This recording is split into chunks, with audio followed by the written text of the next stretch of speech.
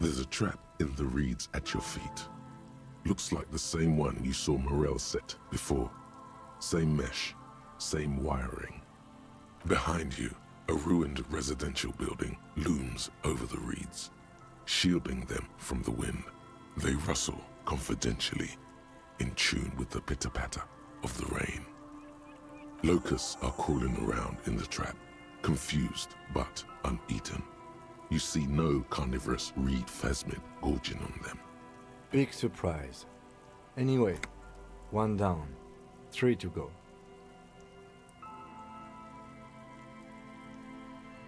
No, you weren't.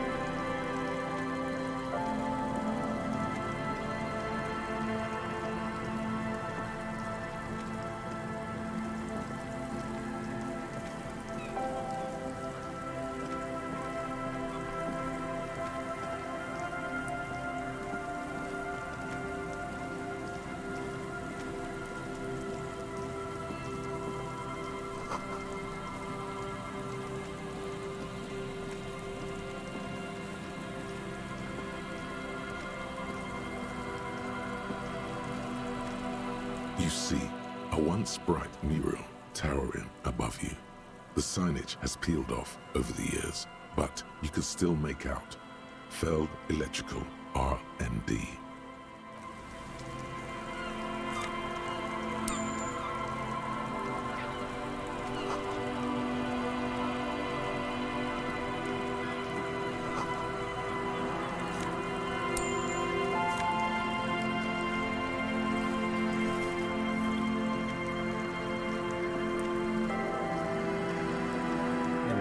Notice the windows, especially with how there are no windows on the south side. This was to deal with. You officers, come to investigate the historic subtext of West Martinez? I'm Tran Heilostam. You must be Kim Kituragi, right? I was just telling my son about this building. Not a lot of people realize the historic significance here. Very rich in hypertext. Nice to meet you. Yes, hypertext. Young Carp, and the collection of cultural hyperlinks. Oh yes, so Mikhail. They had to deal with monitor glare, especially in the summer. They still had vector monitors back then. That was 49 years ago. So they didn't have windows on the south wall. No, I can't say that we've met before, but I've heard of Kim, of course. Mikhail, say hi to the officers. Mikhail's a little tired today. We spent all night trying to run Orbis on his radio computer. Have you heard of it? It's a programming language used in Grad. Quite tricky, but he wanted to play this Grad-made adventure program. We've been getting really into verbs lately. The man speaks in the artificial cadence of a professor, or someone who's been on too many radio shows. But I assume you're not here for giant worms when there are so many real things to see. Just as I was telling Mikhail before, this is where the Coalition landed in '08. We could be standing on what is the most interesting landmark in Revachol West. Wow, get a load of this guy. He really enjoys his trivia. The Orbis programming language was named after its inventor, Victor Orbis, a cybernetician from Grad. They run Vox in the Occidental countries. Aha! But it's not just any empty old building. What not a lot of people know is this used to be the R&D department of Feld Electrical. And Feld, which now sells ink cartridges mostly, was once a top dog in the turn-of-the-century cybernetics boom. Hold on, what's R&D? It looks old and weathered, with seagulls picking apart its stone and metal carcass. Bushy undergrowth has taken hold of the collapsed rooftop. Some kind of bird has set up a nest on a broken windowsill. Apologies, it's an acronym for research and development. They don't use it anymore. You're probably more familiar with RTD, Research and Technological Development. Mea culpa. You are not familiar with that one either. This man is a bookhead. That's not surprising. Only a vestigial ink cartridge and ferrotape manufacturer remains. They started out as a midway electronics outfit in Königstein 2 centuries ago. After an aggressive move to Revachol, Feld became a global player in the emerging personal electronics market of the pre-revolutionary era. Still, Tricentennial was beating them in business machines. But Feld had an ace up their sleeve, or should I say they were developing an ace up their sleeve. I'm mixing my metaphors here. It was here in Martinez, possibly in this very building, that they developed prototypes for a tape computer. An elegant folding mechanism of rollers and ferrotape ribbons, portable enough to be a take-it-home solution, revolutionizing business machines, possibly even bring them to the average consumer, which is a feat of engineering even today's giants, Rehm, ICN and ZAM, haven't achieved yet. Indeed. What? The revolution! Unfortunately, their moonshot project never made it to the market. Feld's move to Revachol backfired. The revolutionary government liquefied their assets and expropriated those very advanced prototypes, possibly from this very building, or one of the adjacent ruins. All of this was built by Feld, even the boardwalk. Wild Pines built Martinez proper as a resort for their middle management. Feld built this side of town for R&D. Yes, they even built a pleasure wheel, but that got destroyed in the war. A pleasure wheel? Yes, to lure in their star engineers. This part of Martinez was nothing but reeds before Feld arrived. They had to make the prospect of living here attractive. It was supposed to become a global center for innovation in cybernetics. But history had other plans. Oh, I'm afraid it didn't end well for the boys. But this story is a bit too dark for little Mikhail here. Now, if you were to ask about tape computers... He means that the boys got shot by the communists. The boys were bourgeois. Tape computers.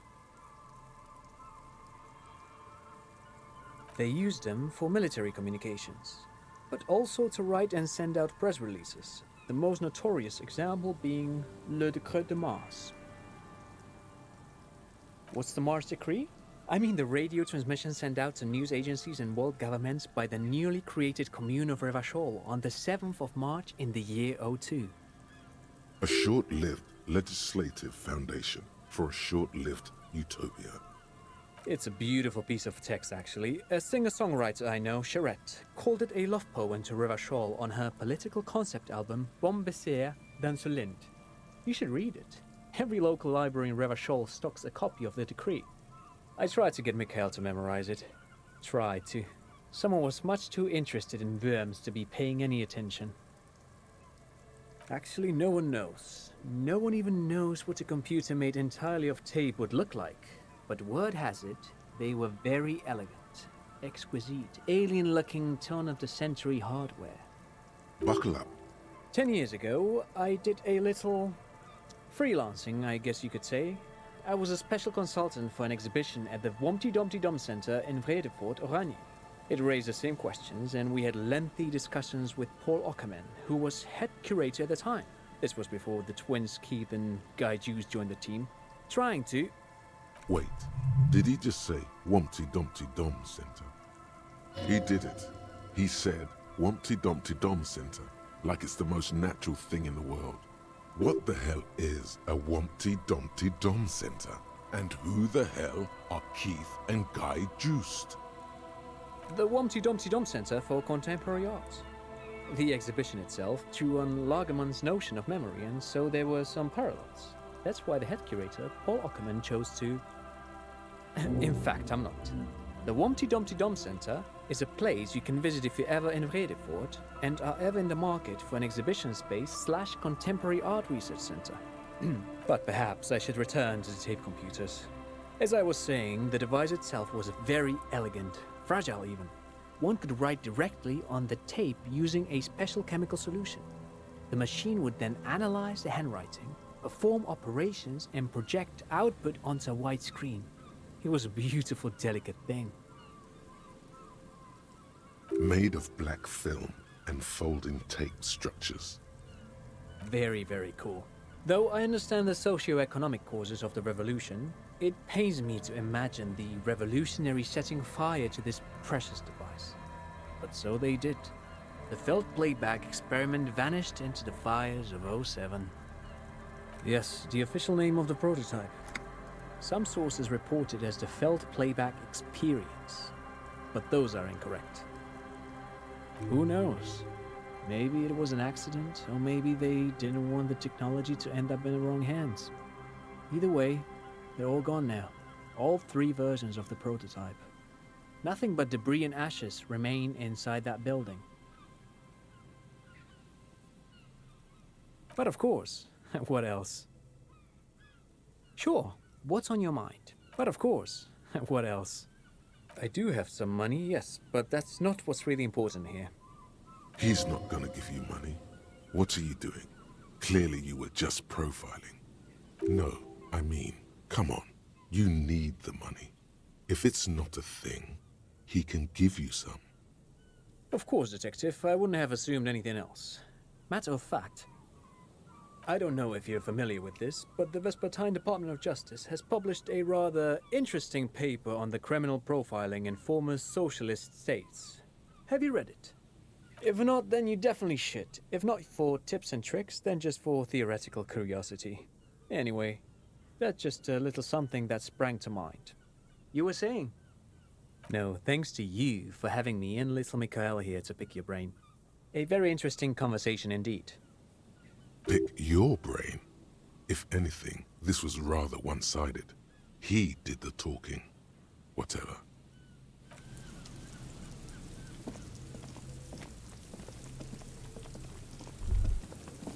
The remaining windows rattle from a strong gust of wind. They're covered in a thick layer of grime. They must have been like this for 40 years. Dripping water falls from a high place. All you can see is the shadow of a collapsing staircase. There's rust and corrosion on the bars. They're foaming with it. And a small layer of white salt from the sea. No, I won't even try. You know, I had a partner once. They called him Eyes, because he had to show me things. It's that bad. Well enough, actually. It's odd how that works. I'm no sharpshooter, but I passed my shooting courses 7 out of 10.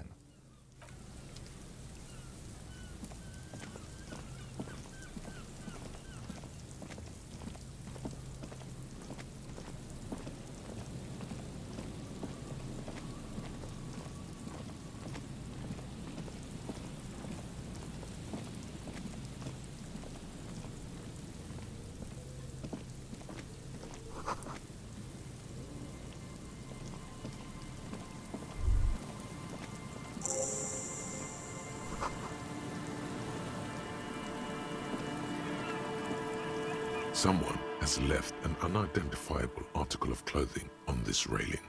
It smells really bad. It's streaked with dried seagull shit and tangled with pieces of seaweed.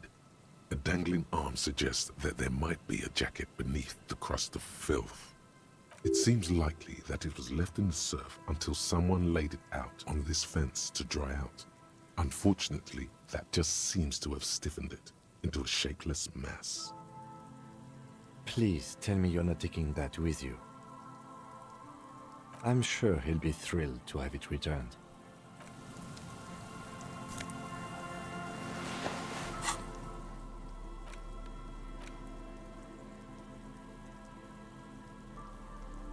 As you hold it in your hands, it makes an uncomfortable crunching sound. It's a sordid, filthy tale, not for the weak. Are you sure you can stomach it? It occurs to you that you're not even holding the jacket itself, but rather the thick crust of jetsam and seagull shit that ensconces it. Why? Why did you think about it? Look at your hands. They're covered in muck. Now you're just flicking that shit everywhere. This is a disaster. You'll never get the smell out.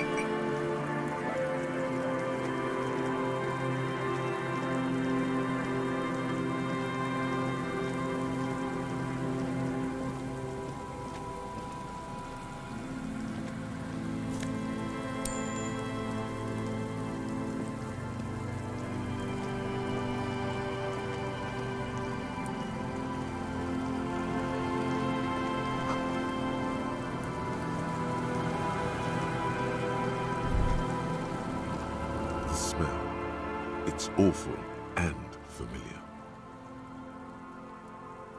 It doesn't help. You can still smell it. Don't you recognize it? That hideous pungency, that faintly cloying sweetness. Only death smells like that. Something cold wakes in the pit of your stomach. Fear. It is death. It must be. The lieutenant has already brought a handkerchief to his nose.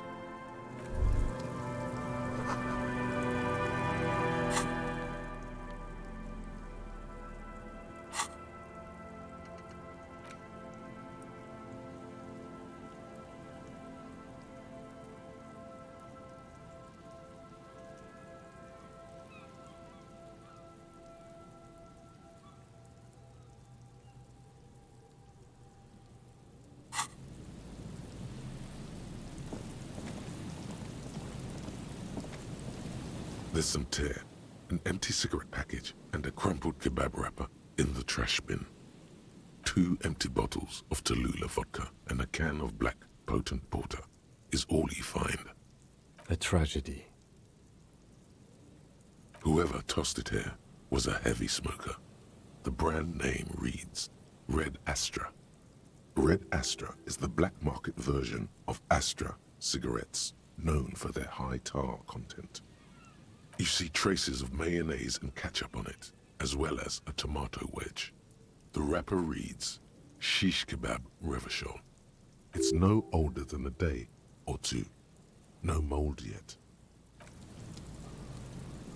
There's some tear.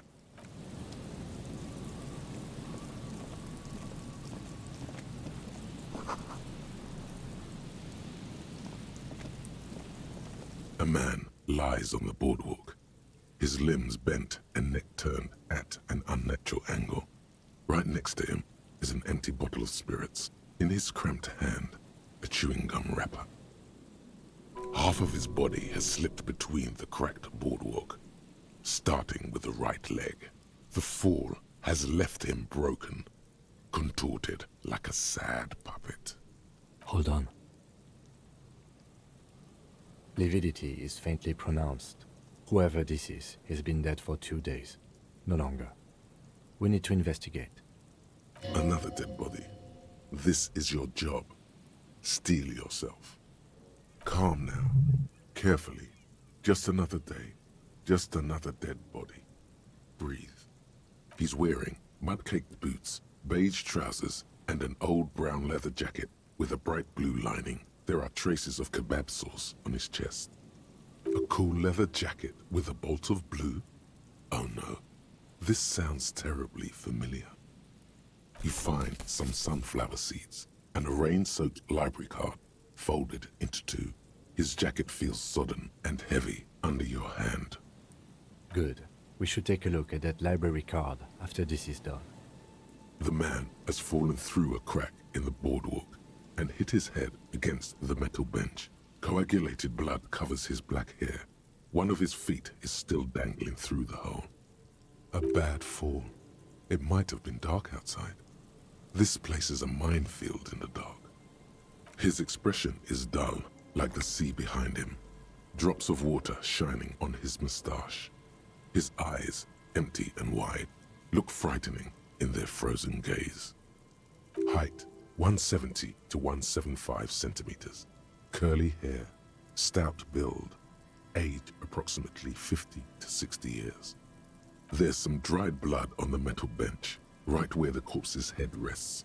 The floorboards are rotten and slippery wet around the hole. An empty bottle lies nearby. A chewing gum wrapper is clutched in his fist. A dried chunk of blood covers the hair at the back of his head. An open wound. It's sticky and cold to your touch. I don't see any other major wounds, do you? Seems like the head wound was fatal. It's exactly the shape of the bench. The boards screech under the weight of the T500 ceramic sabatons. It's a good thing they're so light, because it's hard to determine whether it was the dead man's weight that caused the boardwalk to break. It definitely looks fragile. He could have easily disappeared into the sea through that hole, and you would have never found him. A .75 liter Tallulah vodka with its cap missing. There's hardly anything left inside. Tear all around us.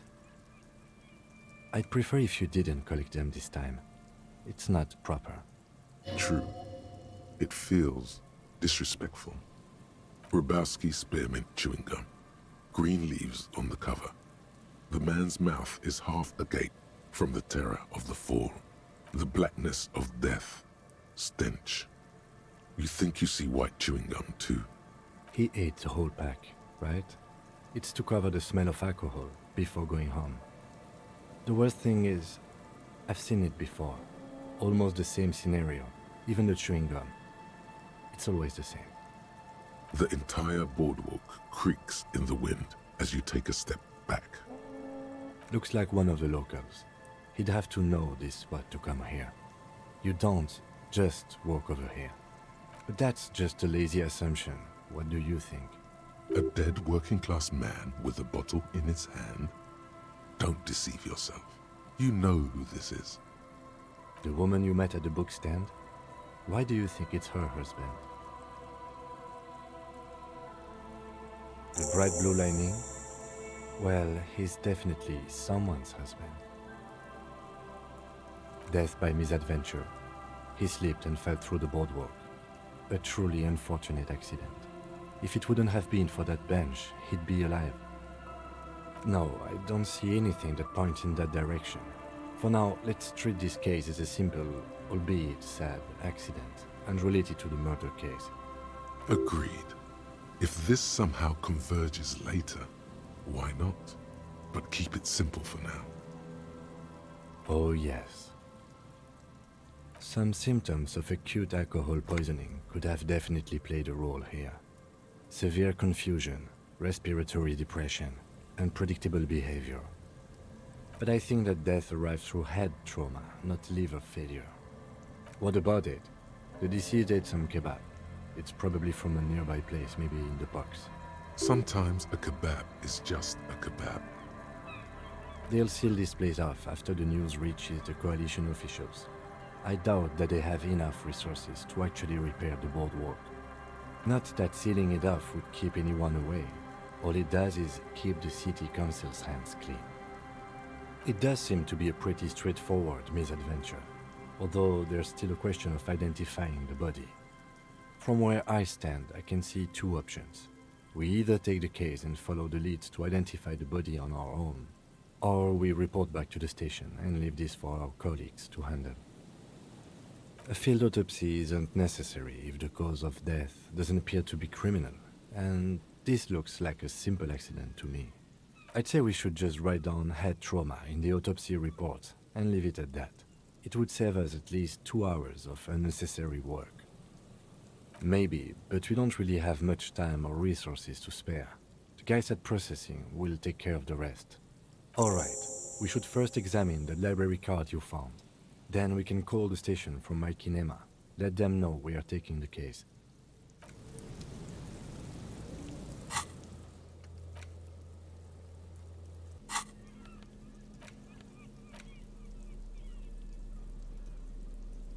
The library card is folded into two and still slightly wet to the touch. The front side reads, Central Jamrock Public Library Card, issued to Billy Mejean, expires July 53. Billy is a unisex name. Could be the deceased, or his family member. Whoever owns this card is an avid reader. You find a list of books written in blue pencil. Radio thriller. Stand a little less between me and the sun. The last one in the list is The Glinton Curve by M. Theobald. A library stamp indicates that the book has been returned. Most of these titles seem to be in the sci-fi genre. Some thrillers too. If lost, please return the card to the library. Dial 005 02 55211 or visit us at Moreau Street, 78, Jamrock. Business hours, 900 to 1800. Good. We should give them a call from my kinema. See if we can learn anything about Billy Mejean.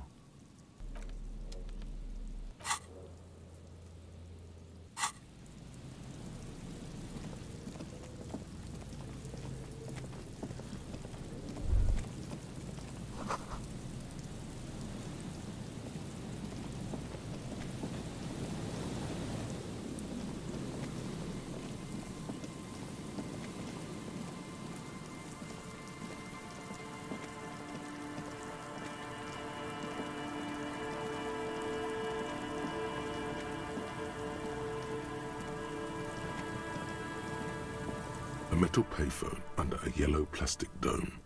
You could use it to call someone, unless you're out of change. You hear the tone. The machine is inoperable.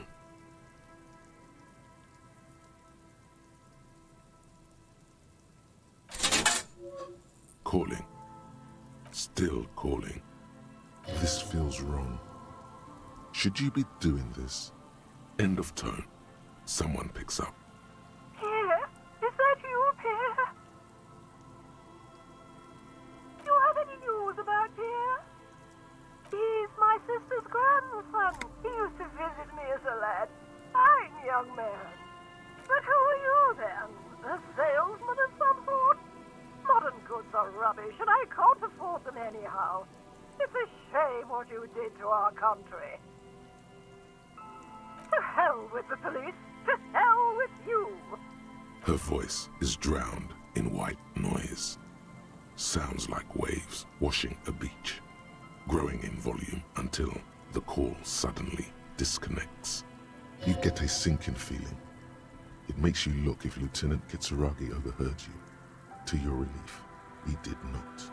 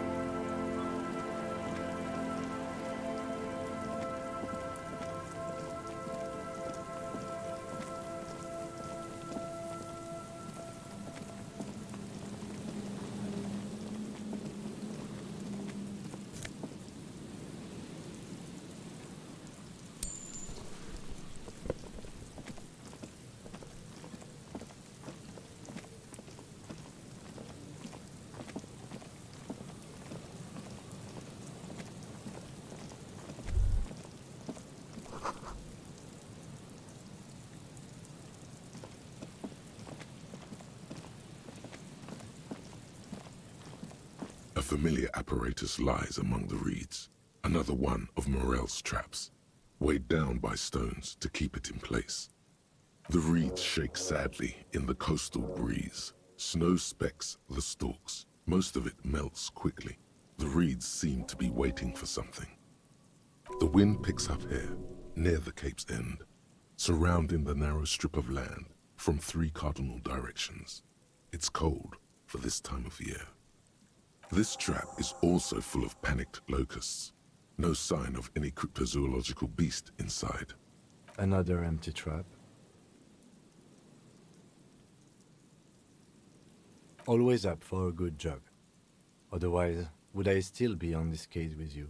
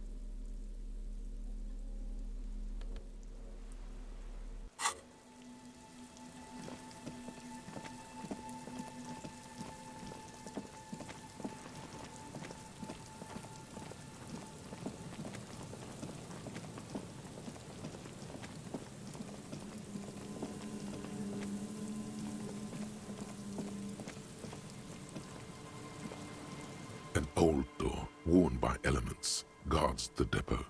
The wind has blown a sand dune in front of it. The door hasn't been opened in a long while. You see a handle. It's military, a service depot of some sort. The washerwoman mentioned a depot up the coast. She said it was for moving ammo and cargo across the bay. This might be it. It may have been used to service an aerostatic battleship in the atmosphere, or a fortification, like a sea fort in the bay.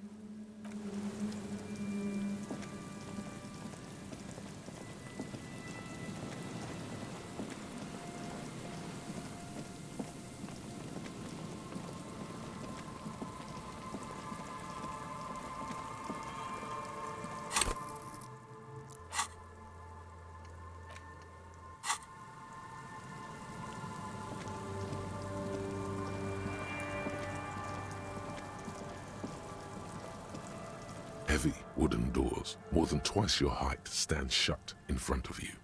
The rectangular sea-worn ornamentation appears in stark contrast to the padlock, carelessly drilled into the wood. Nothing happens, only the sound of the padlock rattling against the door. I don't think that's going to work. The carving on the door is block-like and angular, like the church itself. 2 large beams shoot downwards, sinking into the wood before they reach the threshold. The surface is smooth from the wind, but moist to the touch. Feels exceptional. 300 tons of pine would fit together seamlessly. It's old too, cut and carved many centuries ago. The carving on the doors remain unchanged, closed with a padlock. This cheap-looking padlock is sturdily built. It shackles together a hasp and a staple screwed into the wooden door. The lock is adorned with a yellow sticker. It'll be easier to break the staple than the lock. Also, that sticker is interesting, somehow. You see a yellow circle with 2 X's and a big curve below them that looks like a mouth. You're pretty sure you haven't seen it before, but what the symbol depicts is clear enough. A smiling dead guy. The curve makes it smile, and the X's make it dead. There is something blindingly modern about this symbol. Its modernness puts to shame everything you've seen before. It's the contrast between the cheery, chemical yellow and the rigor mortis. As if the cheery guy didn't know he was dead, or the dead guy didn't care that he was. Either way, You get the sense the forces of future are at work here. He takes off his glasses and uses a blue handkerchief to thoroughly wipe them clean before inspecting the sticker. Then he looks up, pauses, and replies. No. Looks like a dead man smiling. Suggests junior delinquency. For Revachol ZOC, the moral intern defined junior delinquents as minors between the ages of 10 and 16 who have committed an act in violation of the law. These acts aren't called crimes as they would be for adults. Crimes committed by minors are called delinquent acts. This was part of your officer's exams. I haven't seen that sticker before, and I'm not a youth. That level of conceptual thinking is not part of my skill set. There's nothing like the sound of a sticker unpeeling. Now it's stuck to your thumb.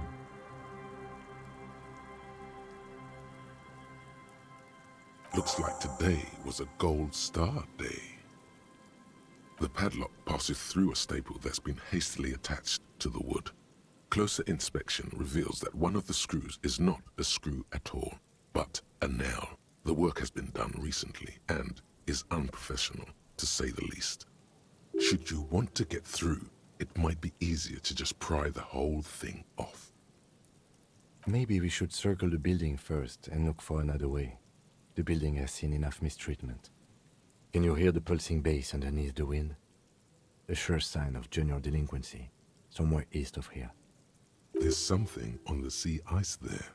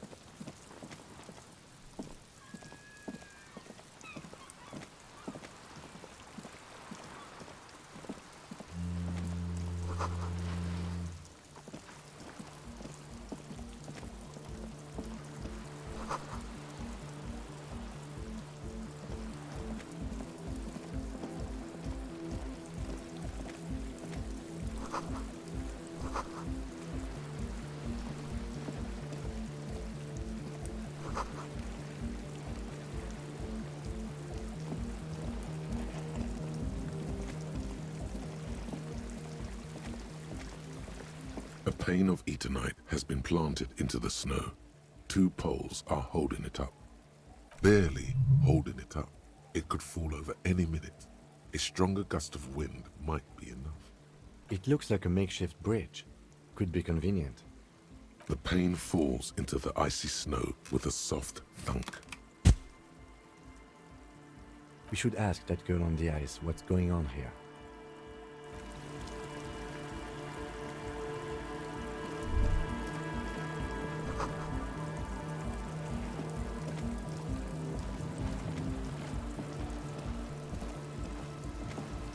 A shaggy-looking girl, in her late teens or early 20s, kneels on the ice with an electronic contraption in her hand. Hearing you approach, she looks up.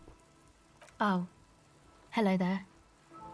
Everyone knows drugs make you invulnerable to cold. You bet this one likes to party. Huh? So should you. Oh, I didn't notice that. Yeah, well... Look, man, fuck the hat. What did she just say? That's not how a civilian is supposed to address an officer of the law.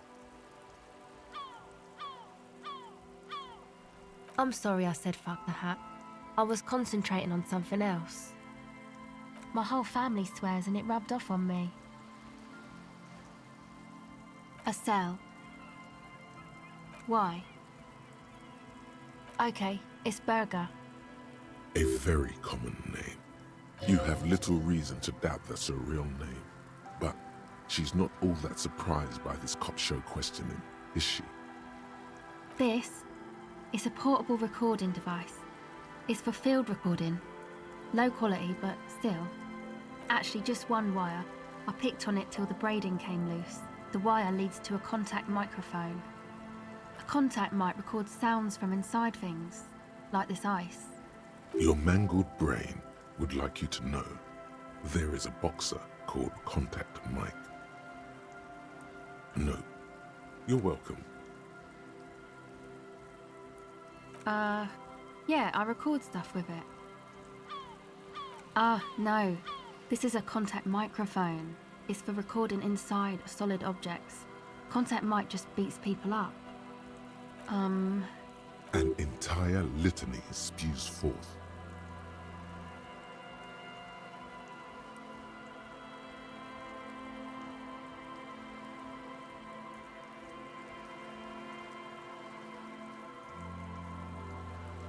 Yes? The mic? I don't exactly know. Somehow it doesn't pick up vibrations from the air. The book said it only picks up structure-borne sound, if you like technobabble. Same place I got the recorder from, the Palaceum. Oh man, you haven't been to the Palaceum? It's the coolest place in this whole drug-addled shithole. It's a music club and a synthesizer workshop on Boogie Street in Jamrock. Musicians live there, like real musicians. I once saw Arno van Eyck. Oh yeah, guess you wouldn't know Van Eyck, or really be a Palaceum going kind of person. I don't know what that means. I don't know what that means either.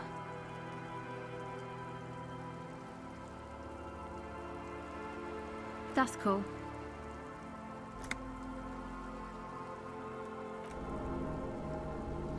Sucks, man. Was there something else? About the contact mic, perhaps?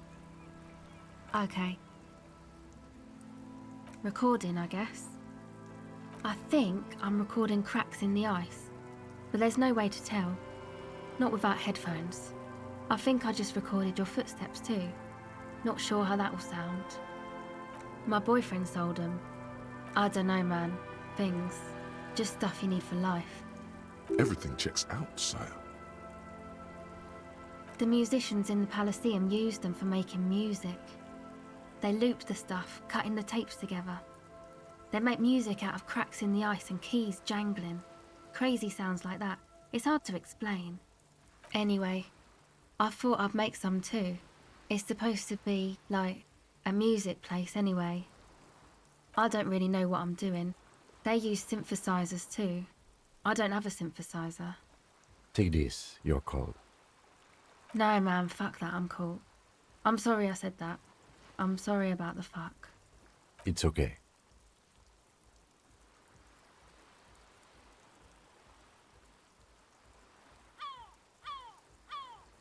That? The boys think it could be a place, like the Palaceum or something. Stupid. It's really not gonna be a Palaceum, that's for sure. Yeah, Andre and the guys, they're inside, in the tent. And why is that? They got too much stuff crammed in there. No room. Music stuff mostly. Like this tape recorder, but bigger. And there's piles of it. That stuff is more expensive than I am. More expensive than any of us, really. Doesn't matter. I can take the cold. Go ahead.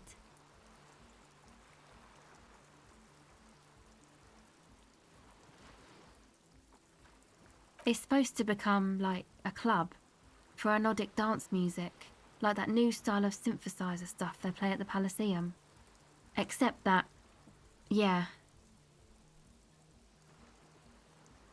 You know, anodic, cathodic, music that's made with electronic instruments. Synthesizers and tape consoles, microcomputers too. Anything that uses electricity, but isn't guitars. Also found sounds, stuff like that. You see clear, beautiful, violent flashes of light. Light cutting through a smoke-filled darkness. That is what the future will look like, if it ever comes. I know. It's not my idea. Andre and the boys found the place. It was supposed to be deserted, but now they can't even take it. Hey, you two are cops. Okay, well, maybe you could talk to Andre and the guys, because there are some strange things going on in that church. If you're police, you should look into it, right? They're inside that thing there. Would be cool if you did. Was there something else? No. Not really, no. She's trying to get out of a direct lie with semantic tricks. She personally didn't put the padlock on the door. Yeah, you know, that's what I meant. Noid did. Noid put the padlock on the door. Yeah, I guess you could say that. To keep more weirdos from getting in. Fucking Martinez. I'm sorry. It's got the worst weirdos. If you get around to it, ask Andre about him, he'll tell ya. No, not really. She's trying to... It's Noid's. To keep more weirdos. Go ahead. Well, it's just questioning, right? You're just questioning me. It's what cops do. Once or twice, yeah. I'm sorry I haven't had the Revachol experience they get east of the river. Rich people. Rich people are east of the river.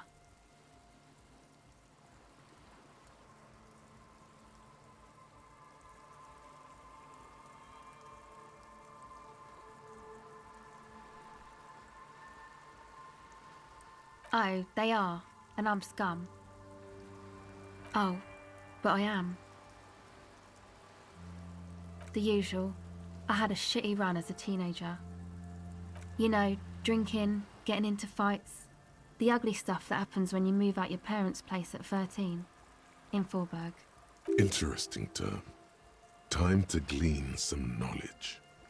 Is this a rhetorical question? Forberg, not in Forberg, is a massive banlieue south of Jamrock Quarter. It is the largest ghetto in Revachol, possibly the world. We are at Jamrock, sort of. Martinez is called North Jamrock sometimes. Jamrock is also a ghetto, only smaller than Forberg. Jamrock is a district of Revachol comprised of the following quarters: Hox, Villa Lobos, Central Jamrock, Grand Couronne, Old South, and the Valley of the Dogs. Learning is great. My dad was a drunk. Plus, I guess, I just wanted to drink too, you know. Get my party on. She nods very cautiously.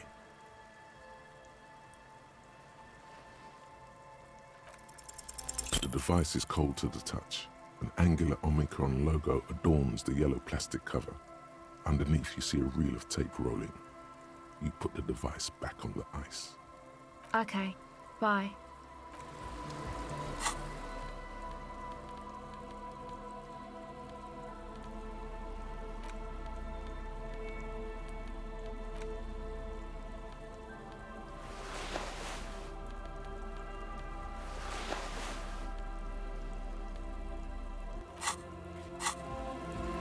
Hello again.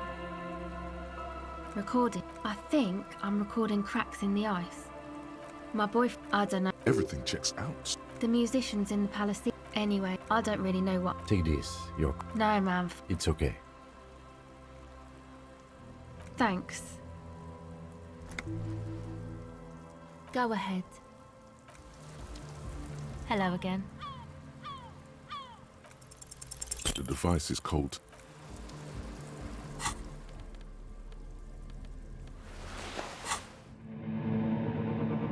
Special thanks to my patrons, Justin Wood, Hobbs, Koopy Vegeta, Gunrunner, Water and Bat. You can join my patrons at patreon.com/HoldenGatsby, follow me on Twitter @HoldenGatsby, and follow my Twitch at twitch.tv/HoldenGatsby. Don't forget to subscribe to both of my channels. Thanks for watching, bye.